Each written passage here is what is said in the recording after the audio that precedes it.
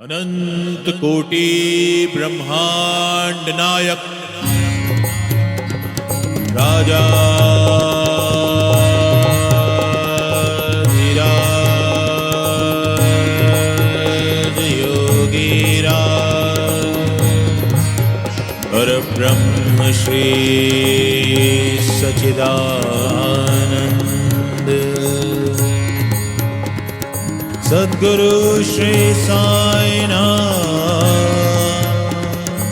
महाराज।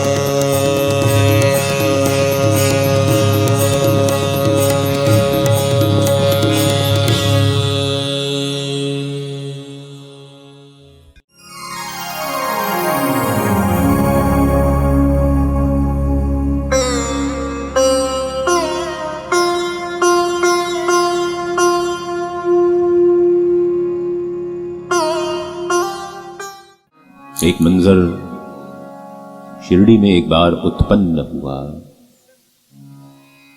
जब चारों तरफ अनियंत्रित बरसते हुए पानी के कारण हाहाकार मच गया। खेत खलिहान डूबने लगे, मवेशी तितर बितर होने लगे, लोगों के घरों में पानी भर गया। शिरडी का जीवन अस्त व्यस्त हो गया। इस ग्रंथ के लेखक लिखते हैं कि यूं तो शिरडी में बहुत सारी देवियां थीं, लेकिन न जाने उस दिन क्यों कोई भी बचाने ना आए। सारे गांव वाले एकत्रित होकर के मस्जिद में पहुंच गए। मस्जिद थी कितनी? मस्जिद की तो खुद आधी अधूरी छत थी, दीवारें टूटी फूटी थी, फर्श कीचड़ में सना रहता था। उसी फर्श पर बाबा सोते थे, उन्हीं दीवारों को उन्होंने अपना आश्रय बना रखा था, उसी छत को अपने सिर पर रखते। लेकिन शिरडी के गांव वालों का विश्वास था, बाबा के पास पहुंचे और बाबा ने गर्जदार आवाज में गिरने वाले बादलों से कह दिया, रुक जाओ यार, क्या तमाशा बना रखा है तुम लोगों ने। और इस ग्रंथ के लेखक लिखते हैं कि बाबा की ये भीषण गर्जना सुन करके बारिश अचानक धीमी होने लगी और रुक गई। वो ऐसा क्यों हुआ ये समझिए। आप समझिए कि ये क्यों हुआ। वो इसलिए हुआ कि शिरडी के गांव वालों का बाबा में पूरा विश्वास था, अखंड श्रद्धा थी, जिसके चलते वो बाबा को अपना अंतिम आश्रय मान करके मस्जिद में पहुंच गए थे। बाबा ने चमत्कार नहीं किया था, उन भक्तों की भक्ति के चलते बाबा को चमत्कार करना पड़ा था। साईं चमत्कार कभी नहीं करते, आपकी भक्ति, आपका उनमें अखंड विश्वास है जो उनको चमत्कार करने के लिए मजबूर करता है।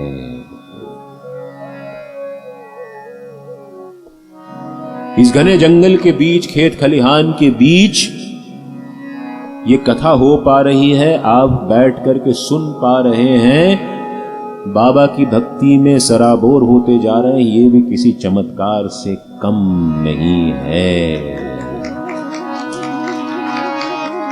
ये चमत्कार भी बाबा आपकी भक्ति के कारण ही कर रहे हैं। आपकी किस्मत में आज ये कथा बैठ करके सुनना लिखा था, तब आप इस बरसती हुई बारिश में यहां तक पहुंच पाए, अंदर आकर के बैठे। आपकी इस भक्ति ने, इस अटूट आस्था ने, इस श्रद्धा ने बाबा को मजबूर कर दिया कि ये कथा संभव हो पाए। और इसी के चलते ये कथा अभी यहां हो पा रही। ये है समर्पण आप सभी का। आपके प्रारब्ध में आज ये कथा लिखी। और बाबा ने आपको यहां खींच लिया है। नहीं तो बहाना बन सकता था, अरे पानी बहुत गिर रहा है, रुक जाएगा तब चलेंगे। कीचड़ भरा रास्ता, मैंने गाड़ी में देखी, कुछ 2-3 गाड़ियां फंसी पड़ी हैं रास्ते में।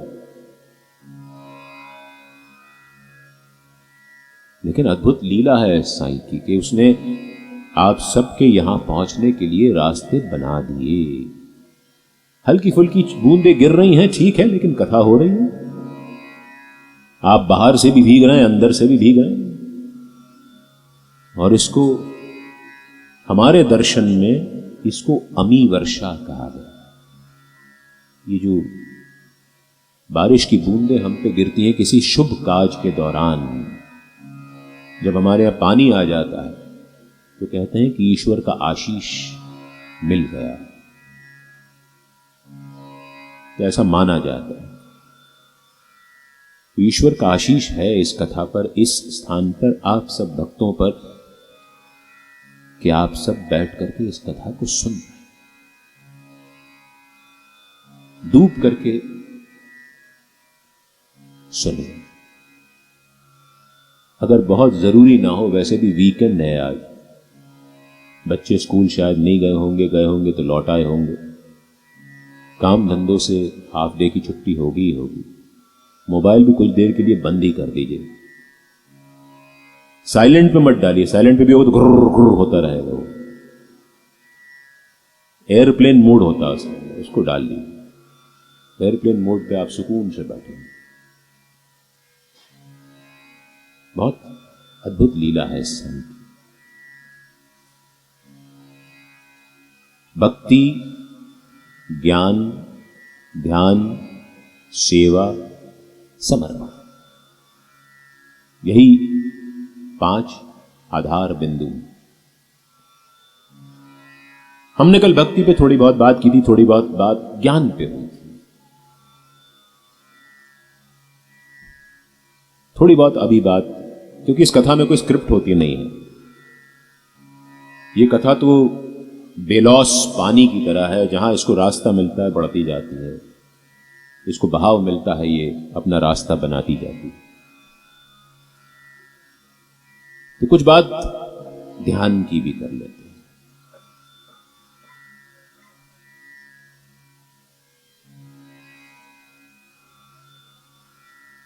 ध्यान क्या होता है? जब कोई घर से बाहर जाता है,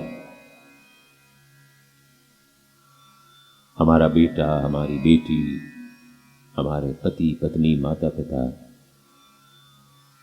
तो हम कहते हैं ध्यान रखना। जब पालकी के साथ बाबा चावड़ी में जाकर के सोते थे और तात्या पाटिल सब कुछ हो जाने के बाद बाबा को सेटल करके अपने घर को चले जाते थे, तो उससे जाते जाते बाबा कहते, तात्या मेरा ध्यान रखना।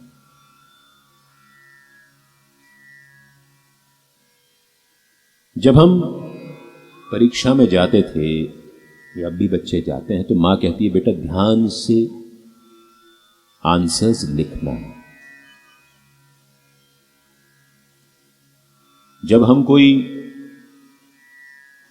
बिजनेस मीटिंग के लिए जाते हैं तो हम कोशिश करते हैं कि जितने बिंदुओं पर बात हो रही है उनको हम ध्यान से सुने।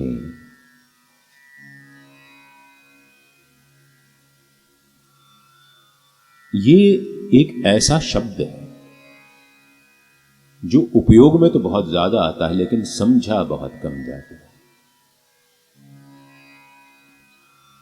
ध्यान हमारी योग संस्कृति का भी एक बहुत अहम हिस्सा है। वो योग जिसको आजकल की जनरेशन योगा कहती है। तो जो भी लोग इसको योगा कहते हैं, ये ध्यान रखें कि वो योगा नहीं होता, योग होता है। और कुछ योग गुरुओं की मार्केटिंग के चलते जिन लोगों ने इसका एक संकुचित अर्थ समझ लिया है कि योग मतलब शरीर को इधर उधर आड़ा टेढ़ा करना और सब कर देना, वो योग होता है। वो योग नहीं है, वो योग का एक छोटा सा हिस्सा है। योग अपने आप में बहुत भारी व्याख्या है।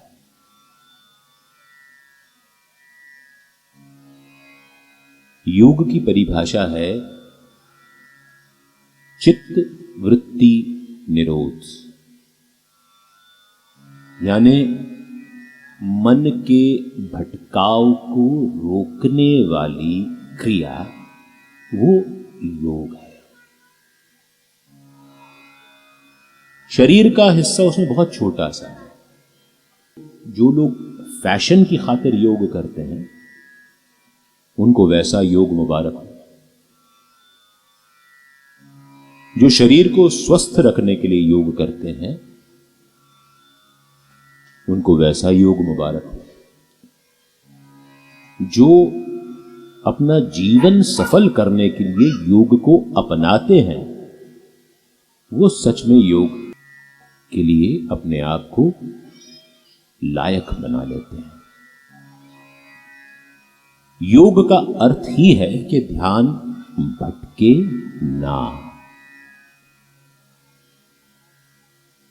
क्योंकि ध्यान एक ऐसी चीज है, इतने महीन डोरी से बंधा होता है कि ये तुरंत भटकने लगता है। ध्यान जो है वो बहुत डेलिकेट चीज है, नाजुक चीज है, ये तुरंत भटकता है। मैं छोटा सा आपको एक एग्जाम्पल दूंगा, उदाहरण दूंगा, नजीर दूंगा। आप गाड़ी चला रहे हैं पूरे मनोयोग के साथ, अचानक ही आपका मोबाइल फोन घनघना उठता है, आपका ध्यान चूकता है, आप उठाने जाते हैं, सामने पत्थर पड़ा है, आइलैंड है, उसके ऊपर आपकी गाड़ी चढ़ जाती है। कोई व्यक्ति रोड क्रॉस कर रहा है, उसको आप मार देते हैं। ध्यान चूक गया, भटक गया। ये ध्यान का एक और अर्थ हम लोग बहुत आसानी से लेते हैं। वो ये अर्थ है कि हम लोगों को एक विशेष मुद्रा में बैठना है और अपने मन मस्तिष्क को विचार शून्य बना देना है। यह भी ध्यान का अर्थ होता है। मैं निजी रूप से इस प्रकार के ध्यान के विरुद्ध हूं, क्योंकि ऐसे में आप जबरदस्ती अपने मन से विचारों को धकेलने में स्वयं को थका देते हैं। और जब आप पाते हैं कि आप अपने मन से उन विचारों को नहीं निकाल पा रहे हैं तो आप हताश हो जाते हैं। इसीलिए ध्यान को कुछ लोग कहते हैं मैं 10 मिनट का ध्यान लगा लेता हूं। 10 मिनट के बाद क्या? कुछ लोग कहते हैं मैं 1 घंटे का ध्यान लगा लेता हूं। 1 घंटे के बाद क्या? वही ढाक के 3 पात जहां थे वहीं के वहीं, जस के तस। जबरदस्ती किया हुआ कोई भी काम जीवन में कभी फलीभूत नहीं होता। आप अपने जीवन को ही ध्यानमय क्यों नहीं बना लेते? और भक्ति जो है वो जीवन को ध्यानमय बनाने का सबसे आसान रास्ता है। आपका प्रत्येक क्षण भक्ति से ओतप्रोत हो, आपका प्रत्येक श्वास भक्ति से दैदीप्यमान रहे, प्रज्वलित रहे, आपका प्रत्येक क्षण भक्ति से सजा संवरा रहे, आप अपने आप ध्यान में आ जाएंगे।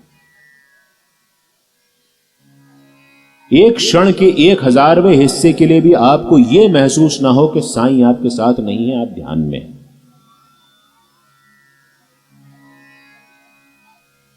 ध्यान मुश्किल है ही नहीं, ध्यान तो बहुत आसान है, लेकिन it is much used and much abused word. It is much used and least understood. Word, ध्यान।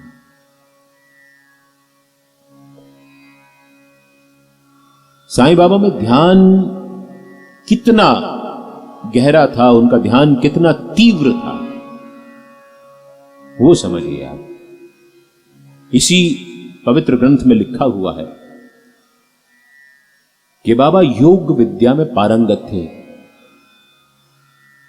हम लोग जब बाबा का जयकारा लगाते हैं, अनंत कोटि ब्रह्मांड नायक राजाधिराज योगी राज बोलते हैं, शब्द नहीं बोलते हैं,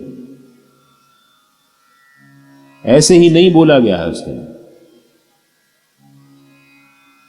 योगी राज।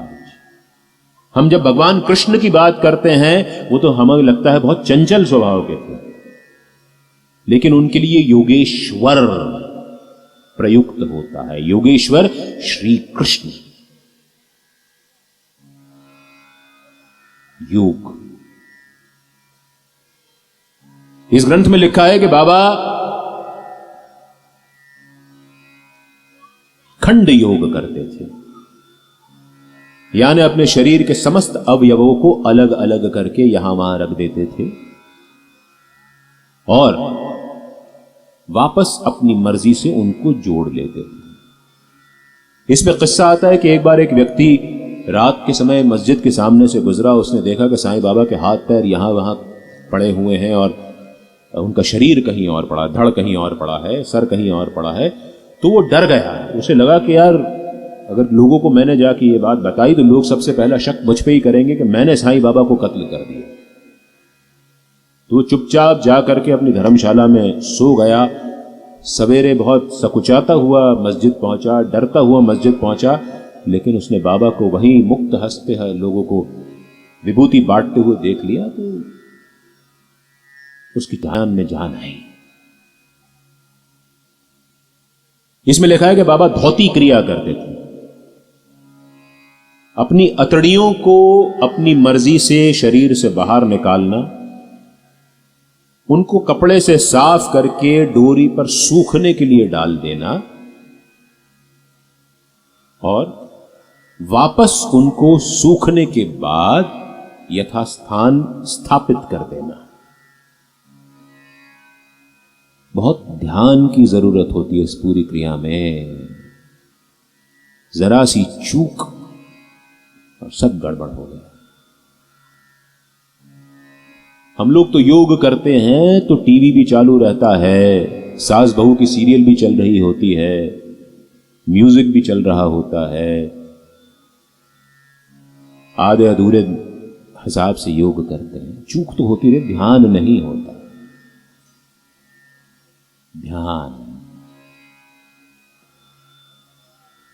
ध्यान का बल सर्वोच्च होता है। जिसने ध्यान छोड़ा वो निर्बल हो जाता है। बाबा की एक और अद्भुत यौगिक क्रिया का जिक्र आता है और बहुत ही अद्भुत है। ऐसी योग क्रिया है जिसके बारे में आपने कभी किसी परंपरागत योग की किताब में नहीं पढ़ा। बाबा कैसा एक योग आसन करते थे। नाना साहब डेंगले नीम गांव के रहने वाले थे। जब आप शिरडी से निकलते हैं, जब आप नॉर्थ साइड पे जाते हैं तो नीम गांव पहला गांव पड़ता है और आप साउथ की तरफ जाते हैं तो राहता पड़ता है। आप में से जो लोग शनि शिंगणापुर भी जाते हैं तो राहता बीच में पड़ता है। ये दो गांव बाबा की सीमा होती थी। कभी शिरडी से बाबा नीम गांव से कहीं आगे नहीं गए और कभी राहता से आगे नहीं गए। नीम गांव में रहने वाले काका साहब डेंगड़े ज्योतिष थे स्वयं। उनके छोटे भाई नाना साहब डेंगड़े को कई सारे विवाह करने के बाद भी पुत्र की प्राप्ति या संतान की प्राप्ति नहीं हो रही थी। उन्होंने उम्मीद छोड़ दी थी।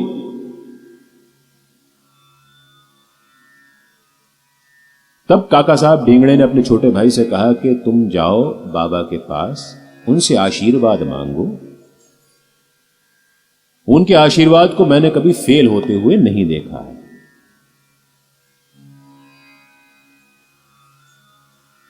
आए, आशीर्वाद लिया। आशीर्वाद लेने के बाद संतान उत्पत्ति हुई। तब काका साहब डेंगड़े ने बाबा को उपहार दिया। और उपहार क्या दिया ये समझिए। वो उपहार था एक हथेली चौड़ा और 3.5 हाथ लंबा लकड़ी का एक पटिया। उनको लगा कि बाबा मस्जिद में रात को सोते हैं, फर्श गीला हो जाता है, कीचड़ में बाबा सोते हैं, गीले में सोते हैं, तो एक पटिए पर सोए। पटिया दिया। अब बाबा ने भी बड़ी अद्भुत क्रिया करी उस पटिए के साथ। अपने फटे पुराने कपड़ों में से चिंदियां निकाली, उस पटिए से बांधी और उसको मस्जिद की टूटी हुई छत पर लटका दिया। और उसके 4 कोनों पर 4 दीपक जला करके बाबा उस पर सोते थे। क्या यह संभव है कि कोई व्यक्ति एक हथेली चौड़े और 3.5 हाथ लंबे पटिए पर, जो कि पुरानी चिंदियों से बांध करके लटका रखा है, जिसके 4 कोनों पर दीपक प्रज्वलित रहते हैं, उस पे कोई सो सके? सो सके मैं तो तसव्वुर नहीं कर सकता, इमेजिन नहीं कर सकता, विचार नहीं कर सकता। बाबा सोते हुए सबको दिखते, लेकिन उस पे वो चढ़ते कैसे थे और उससे उतरते कैसे थे, ये आज तक किसी को नहीं पता चला। जब बाबा की ये यौगिक क्रिया कौतूहल का विषय हो गई, तो लोगों की भीड़ मस्जिद में ये देखने के लिए जुटने लगी कि बाबा इस पे चढ़ते हैं कैसे और उससे उतरते कैसे। लेकिन अंततः किसी को यह समझ में नहीं आया। और जब बाबा की निजता में बहुत दखलंदाजी होने लगी, तो बाबा ने गुस्से में आकर के वो पटिया तोड़ के फेंक दिया।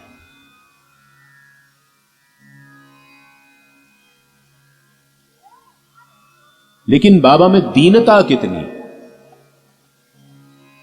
कि जब उनसे ये पूछा गया कि आपने ये पटिया क्यों तोड़ दिया, तो उन्होंने कहा कि मेरे साथ मस्जिद में मालसापति और तात्या भी सोते हैं, वो जमीन पर सोएं और मैं पटिए पर सोऊं, ये मुझे अच्छा नहीं लगता था।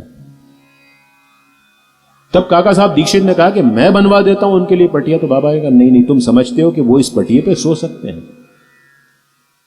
इस पटिए पे सोना कोई आसान काम नहीं है।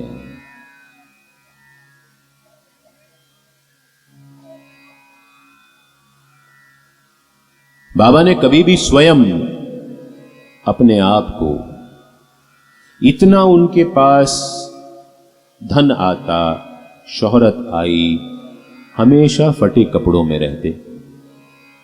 कभी उन्होंने अहंकार नहीं किया, कभी उन्होंने ये नहीं कहा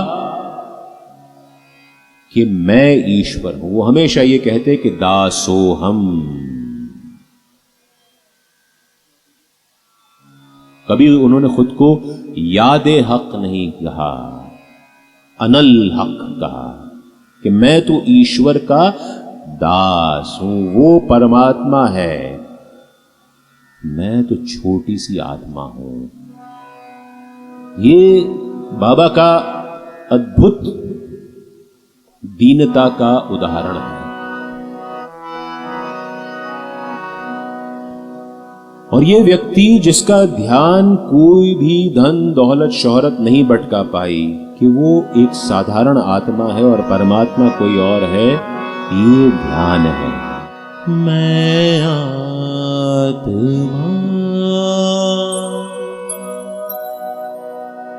तू परमात्मा, तू मेरा रंग रूप,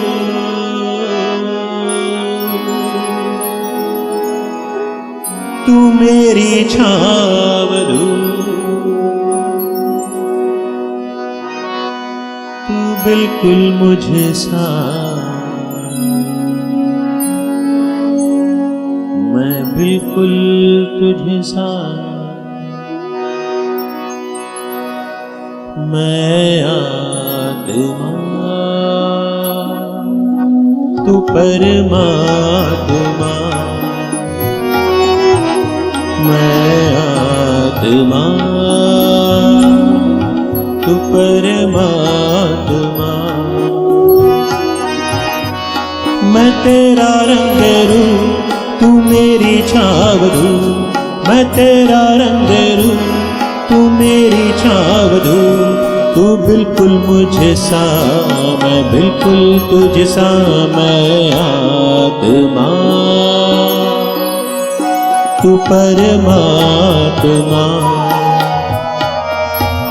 मैं आत्मा तू परमात्मा।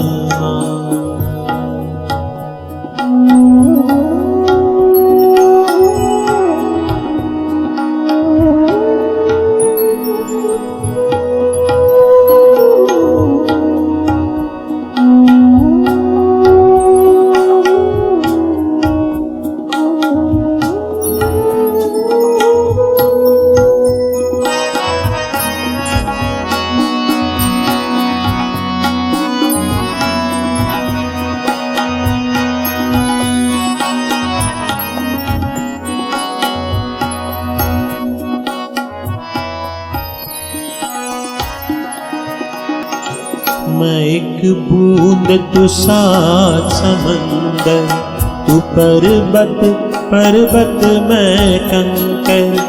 मैं एक बूंद तू सात समंदर, तू पर्वत पर्वत मैं कंकर। मैं निर्बल तू बलवान, पर मैं तेरी पहचान। मैं निर्बल तू बलवान, पर मैं तेरी पहचान। तू बिल्कुल मुझे सा, मैं बिल्कुल तुझ सा, मैं आत्मा तू परमात्मा, मैं आत्मा तू परमात्मा।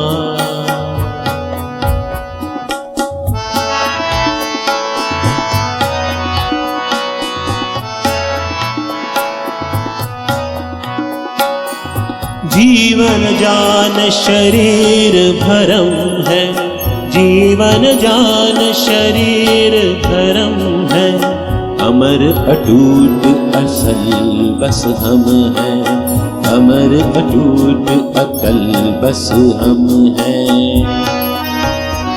तू हर पल मेरे साथ, मैं हर पल तेरे साथ। तू हर पल मेरे साथ, मैं हर पल तेरे साथ। तू बिल्कुल मुझे सा, मैं बिल्कुल तुझ सा, मैं आत्मा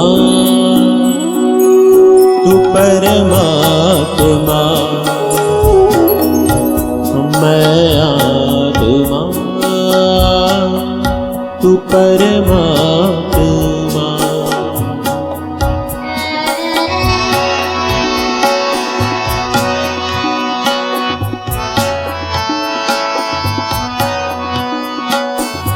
हर एक सांस,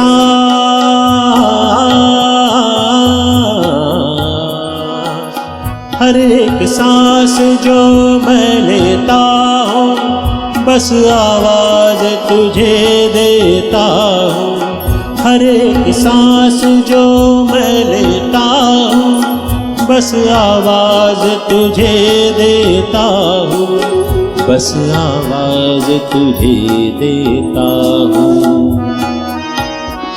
तू मेरा सुर संगीत, मैं गाऊं तेरे गीत। तू मेरा सुर संगीत, मैं गाऊं तेरे गीत। तू बिल्कुल मुझे सा, मैं बिल्कुल तुझ सा, मैं आत्मा तू परमात्मा, मैं आत्मा तू परमात्मा। तू मेरा रंग रूप, मैं तेरी छाव रूप। तू मेरा रंग रूप, मैं तेरी छाव रूप। तू बिल्कुल मुझे सा, मैं बिल्कुल तुझ सा, मैं आत्मा तू परमात्मा, मैं आत्मा, तू परमात्मा, मैं आत्मा।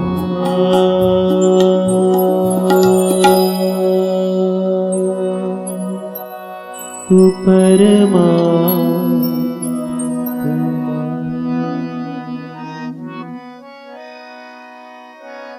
तुझ में खो जाऊं ओ परमात्मा।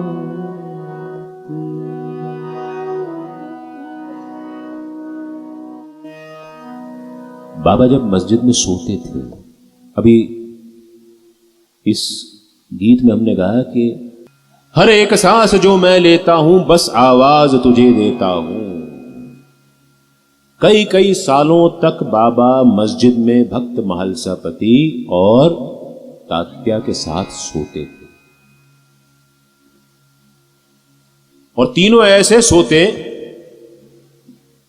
कि एक का पैर उत्तर की तरफ, एक का पैर दक्षिण की तरफ, एक का पैर पश्चिम की तरफ, एक दिशा खाली रखते थे। ये मेरा दावा तो नहीं है, पर मेरी छोटी सी जो सोच है, ये छोटी सी समझ है, उसकी जो सीमा है, वो चौथी दिशा वो परमपिता परमात्मा के लिए खाली छोड़ते थे, कि जिससे सोते समय भी उनको इस बात का आभास रहे कि कोई उनको देख रहा है। ऐसा मेरा मानना है, निजी मत है। चौथी दिशा परमात्मा, क्योंकि हम लोग जब सोते हैं तो हम ध्यान में नहीं रहते, या यूं कहें कि पूरी तरह ध्यान में हो जाते, दोनों तरह से संभव है। सपने भी आते हैं, दिन भर की जो हम पे दुश्वारियां गुजरी हैं उनका ख्याल भी आता है,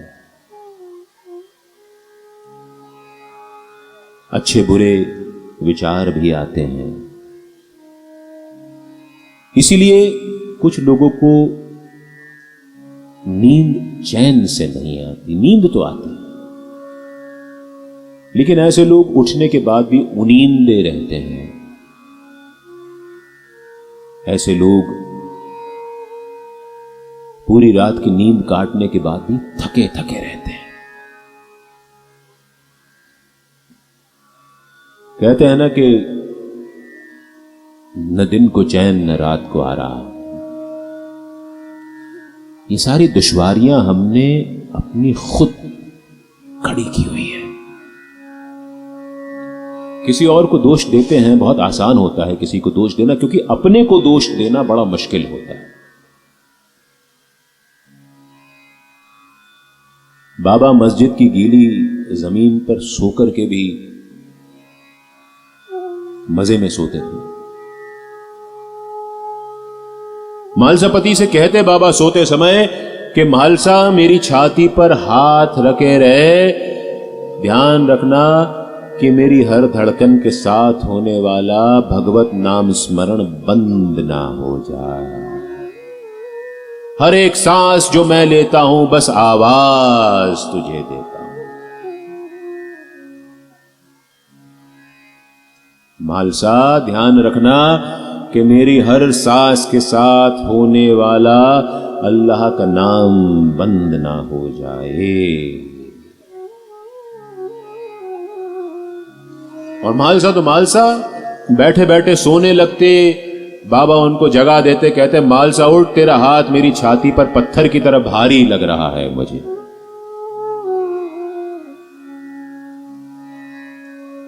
हर एक सांस जो मैं लेता हूं बस आवाज तुझे देता हूं। क्या हमारी हर सांस में साईं है? क्या हम अपनी हर एक सांस के साथ साईं को आवाज देते हैं? क्या ये ध्यान हमको रहता है कि हम हर सांस में साईं को आवाज दें। ये भी ध्यान है।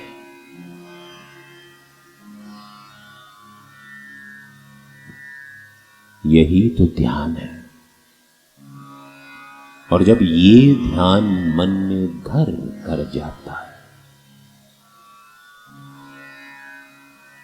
तो जीवन आसान हो जाता है। जीवन मुश्किल हम करते हैं, जीवन आसान साईं का ध्यान करता है। केवल इस बात का भास रहे कि साईं हमारे पास है। हर स्थिति में, हर परिस्थिति में हमको वो देख रहे हैं और हमारी कोई भी हरकत, छोटा सा विचार उनसे छिपा नहीं। ये साईं, ये ध्यान है। थोड़ा ध्यान लगा, साईं दौड़े दौड़े आएंगे। थोड़ा ध्यान लगा, साईं दौड़े दौड़े आएंगे। थोड़ा ध्यान लगा, थोड़ा ध्यान लगा, साईं दौड़े दौड़े आएंगे। तुझे गले से लगाएंगे। अखियां मन की खोल, अखियां मन की खोल, तुझको दर्शन वो कराएंगे। अखियां मन की खोल, ओ अखियां मन की खोल, तुझको दर्शन वो कराएंगे। तुझे गले से लगाएंगे। थोड़ा ध्यान लगा, साईं दौड़े दौड़े आएंगे। थोड़ा ध्यान लगा।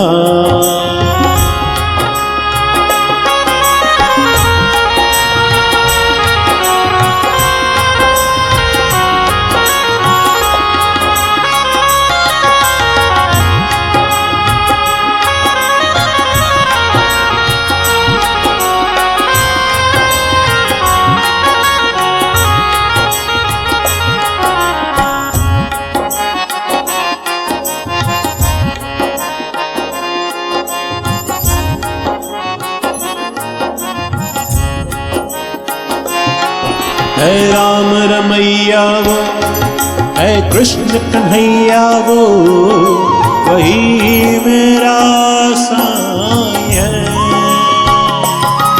है राम रमैया वो, है कृष्ण कन्हैया वो, वही मेरा साईं है। सत्कर्म राहों पे चलना सिखाते जो, वही जगदीश है। सत्कर्म राहों पे चलना सिखाते जो, वही जगदीश है। ओ पूरा है विश्वास, पूरा है विश्वास, मन में ज्योत वो जलाएंगे। पूरा है विश्वास, ओ पूरा है विश्वास, मन में ज्योत वो जलाएंगे। मुझे गले से लगाएंगे। थोड़ा ध्यान लगा, साईं दौड़े दौड़े आएंगे। थोड़ा ध्यान लगा।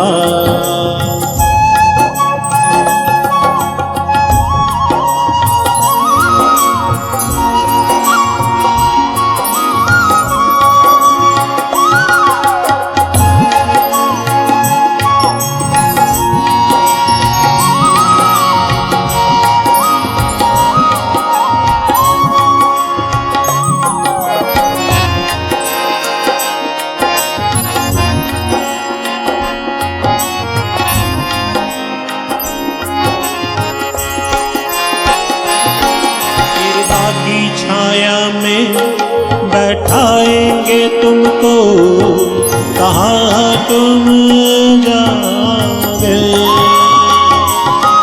कृपा की छाया में बैठाएंगे तुमको, कहाँ तुम जाओगे। उनकी ये दया दृष्टि जब जब पड़ेगी तुम ये भव तर जाओगे। उनकी दया दृष्टि जब जब पड़ेगी तुम ये भव तर जाओगे। ओ पूरा है विश्वास, पूरा है विश्वास, भव से पार वो कराएंगे।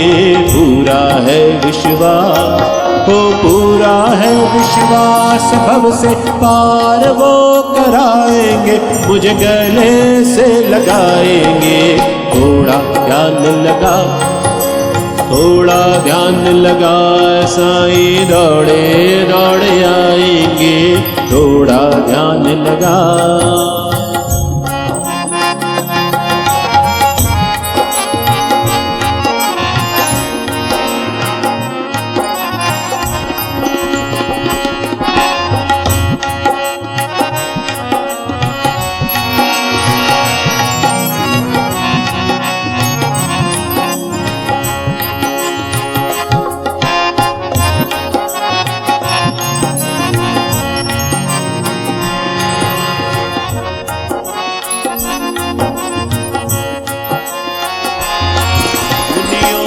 ऋषियों ने गुरु शिष्य महिमा का किया गुणगान। मुनियों ने ऋषियों ने गुरु शिष्य महिमा का किया गुणगान। मेरे साईं की आंखों में दिखती सकल सृष्टि दिखे भगवान है। मेरे साईं की आंखों में दिखती सकल सृष्टि दिखे भगवान है। ओ पूरा है विश्वास, पूरा है विश्वास, सत की राह वो दिखाएंगे। पूरा है विश्वास, हो पूरा है विश्वास, सत की राह वो दिखाएंगे। मुझे गले से लगाएंगे। थोड़ा ध्यान लगा, साईं दौड़े दौड़े आएंगे। थोड़ा ध्यान लगा, थोड़ा ध्यान लगा। क्या होगा, क्या होगा? थोड़ा ध्यान लगा, थोड़ा ध्यान लगा, थोड़ा ध्यान लगा। थोड़ा ध्यान लगा, साईं दौड़े दौड़े आएंगे। थोड़ा ध्यान लगा, साईं दौड़े दौड़े आएंगे। थोड़ा ध्यान लगा, साईं दौड़े दौड़े आएंगे। थोड़ा ध्यान लगा, साईं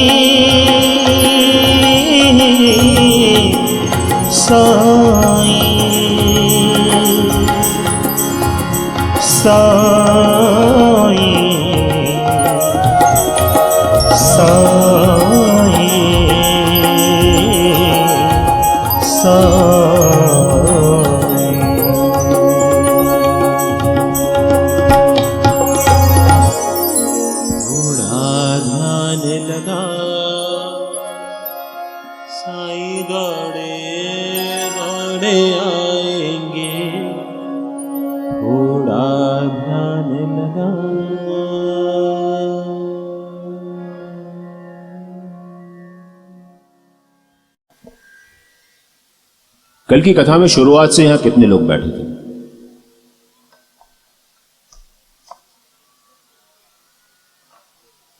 कुछ लोग बीच में आए होंगे, कुछ लेट आए होंगे, कुछ बीच में भंडारा खाने चले गए होंगे,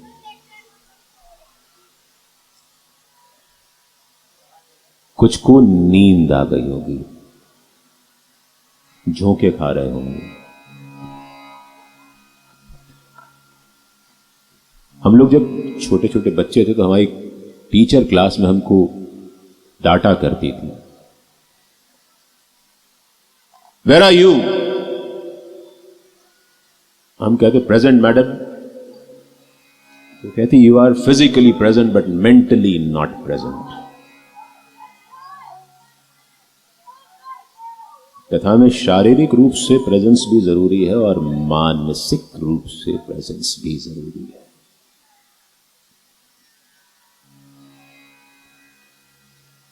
अनिल जी ने आमंत्रण दिया है तो चलो कथा में चले चलते हैं। राहुल ने बुलवाया है तो चलो चलते हैं कथा में।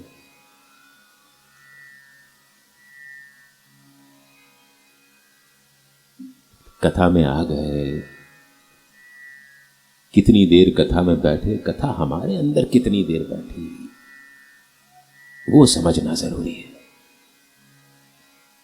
कथा तो हिंदुस्तान में हर कोने में न जाने रोज कितनी ही होती रहती है, न जाने कितने कथावाचक रोज पनपते हैं। छोटे छोटे कितने हैं, बड़े बड़े कितने हैं। सुनने वालों की भीड़ भी लगती है, लेकिन फिर क्या कारण है कि हिंदुस्तान में क्राइम बढ़ता जा रहा है? क्या कारण है कि झूठ बोलने की प्रवृत्ति हम लोगों में बढ़ती जा रही है? क्या कारण है कि छल कपट करने की भावना हमारे अंदर से काफूर नहीं होती? कहीं ना कहीं तो कुछ न कुछ गड़बड़ है। और गड़बड़ यही है कि हम कथा में बैठते हैं लेकिन कथा हमारे अंदर नहीं बैठती। ध्यान नहीं रहता कि कथा में क्या कहा गया है, क्यों कहा गया है, किस प्रसंग में कहा गया है और किस संदर्भ में कहा गया है।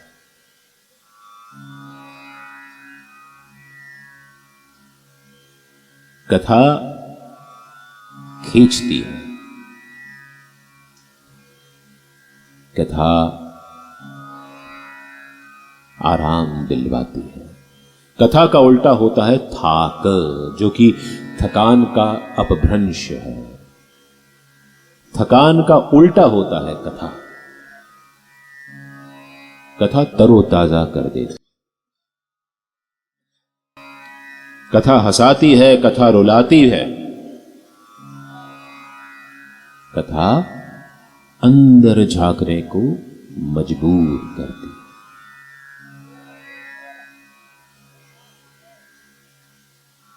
लोग भजनों में जाते हैं, संध्याओं में जाते हैं और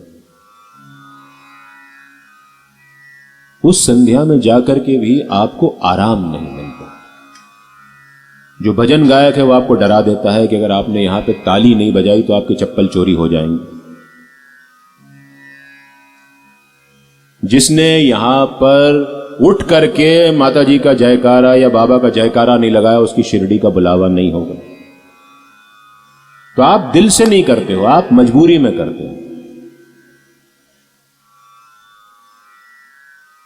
आपका अंधविश्वास बढ़ता जाता है, जबकि कथा अंधविश्वास को तोड़ करके विश्वास को बढ़ाने का काम करती है।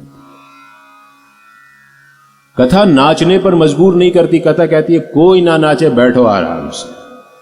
आराम से तो बैठो।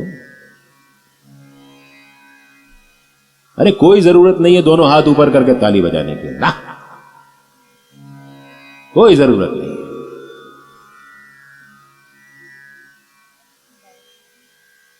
बैठो आराम से। अपने आप से बात करो। समय कहां मिलता है आजकल अपने आप से बात करने का। हमारी जिंदगी भी कमोबेश मोबाइल फोन की तरह हो गई। अगर अपने ही फोन पे कॉल लगाते हैं, नंबर पे कॉल लगाते तो एंगेज टोन ही मिलती है। अपने आप से कहां बात कर पाते हो। कथा में आके बात करो। मन का दर्पण तो देख लो, क्या कह रहा है। वह सच बोलता है। बाहर वाला दर्पण सच नहीं बोलता, उसमें भी दायां बायां हो जाता है।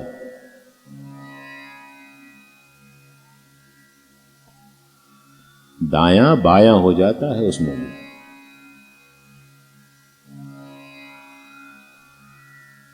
मन का दर्पण सच बोलता है। ये जो है ना, इसको देखो। इसीलिए कथा में बैठना और कथा को अपने अंदर बिठाना जरूरी है। थोड़ी देर ही सही, ध्यान, वही तो ध्यान है और क्या। कल की कथा में हमने, इसलिए मैंने जिक्र किया क्योंकि 2 प्रश्नों पर हमारी कथा की बातचीत शुरू हुई थी। कभी भी कथा किसी भी प्रश्न के आधार पर ही शुरू होती है। दामू अन्ना कासार, जिनको बाबा की कृपा से संतति प्राप्त हुई थी, जिनको अपने काम धंधे में नुकसान से बाबा ने बचा लिया था, जिनके परिवार द्वारा आज भी रामनवमी पर हरे रंग का ध्वज हर साल रामनवमी पर भेजा जाता है और वो हरे रंग का ध्वज मस्जिद माई में फहराया जाता है। वो दामू अन्ना कासार के परिवार से आता है। 2 ध्वज फहराए जाते हैं। एक नारंगी रंग का, जो कि नाना साहब निमोणकर के घर से, निमोण गांव से आता है, और ये दोनों ध्वज प्रतिवर्ष रामनवमी पर बदले जाते हैं। ये दामू अन्ना कासार का परिचय है। इन्होंने कल बाबा से प्रश्न किया था। कल की कथा में वो उनका प्रश्न आया था, जो कि श्री साईं सच्चरित्र में उल्लेखित है। उनका पहला प्रश्न था कि बाबा, क्या हर व्यक्ति जो शिरडी आता है उसको आराम मिल जाता है, उसकी समस्या खत्म हो जाती? तो उस पर कल बाबा ने हमसे विस्तृत चर्चा करवाई थी। उनका दूसरा प्रश्न था कि बाबा, जब तुम चले जाओगे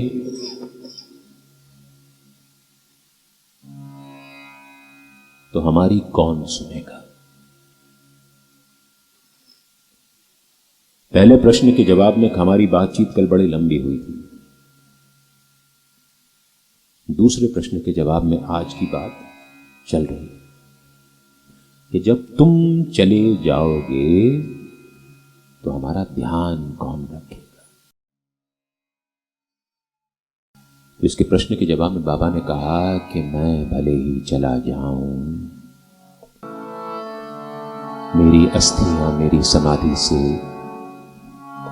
तुम में आशा और विश्वास का संचार करती रहेंगी। ये तुमसे बातें करेंगी, ये तुम्हारी समस्याओं को दूर करेंगी। बस तुम कभी अपना विश्वास न खोना। ध्यान करोगे जब भी मेरा,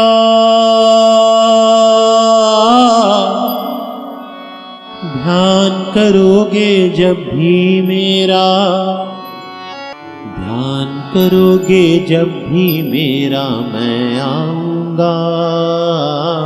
मेरी समाधि बोलेगी ये वचन है मेरा, मेरी समाधि बोलेगी ये वचन है मेरा। ध्यान करोगे जब भी मेरा, ध्यान करोगे जब भी मेरा, ध्यान करोगे जब भी मेरा, मैं आऊंगा। मेरी समाधि बोलेगी ये वचन है मेरा, मेरी समाधि बोलेगी ये वचन है मेरा।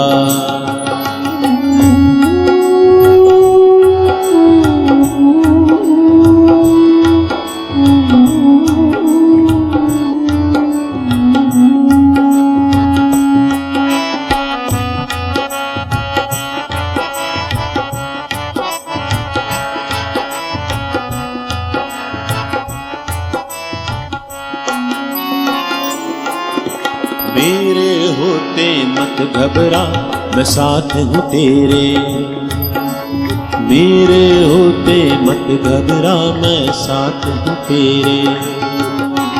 जितने भी हैं दर्द तेरे वो अब हैं मेरे, जितने भी हैं दर्द तेरे वो अब हैं मेरे। तेरे जीवन में सब खुशियाँ, तेरे जीवन में सब खुशियाँ, तेरे जीवन में सब खुशियाँ मैं लाऊंगा।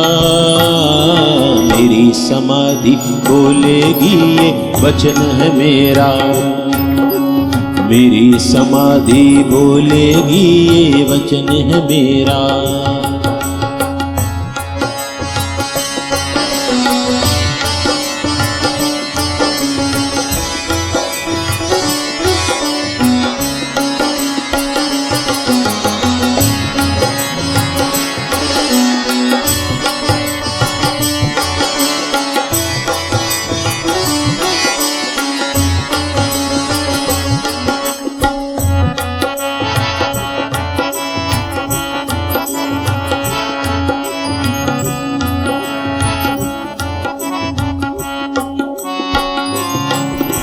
जहाँ चलोगे हर मुश्किल में साथ चलूंगा, जहाँ चलोगे हर मुश्किल में साथ चलूंगा।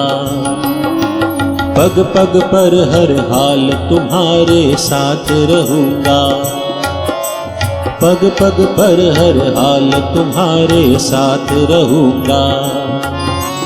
जीवन पथ का साथी बनकर हो, जीवन पथ का साथी बनकर हो, जीवन पथ का साथी बनकर मैं आऊंगा। मेरी समाधि बोलेगी ये वचन है मेरा, मेरी समाधि बोलेगी ये वचन है मेरा।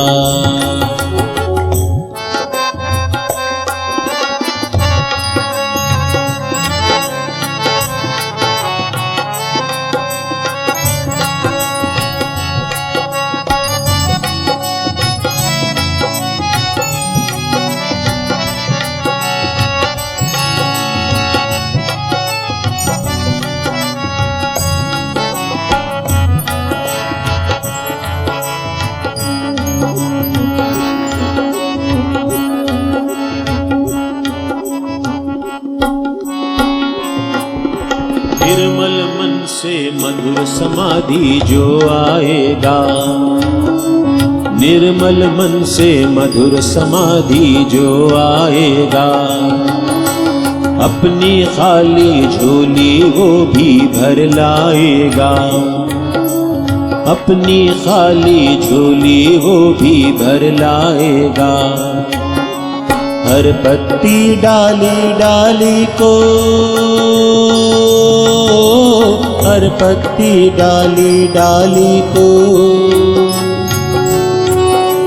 हर पत्ती डाली डाली को महकाऊंगा। मेरी समाधि बोलेगी ये वचन है मेरा, मेरी समाधि बोलेगी ये वचन है मेरा। ध्यान करोगे जब भी मेरा, ध्यान करोगे जब भी मेरा, ओ ध्यान करोगे जब भी मेरा मैं आऊंगा। मेरी समाधि बोलेगी ये वचन है मेरा, मेरी समाधि बोलेगी ये वचन है मेरा, मेरी समाधि बोलेगी ये वचन है मेरा, मेरी समाधि बोलेगी ये वचन है मेरा।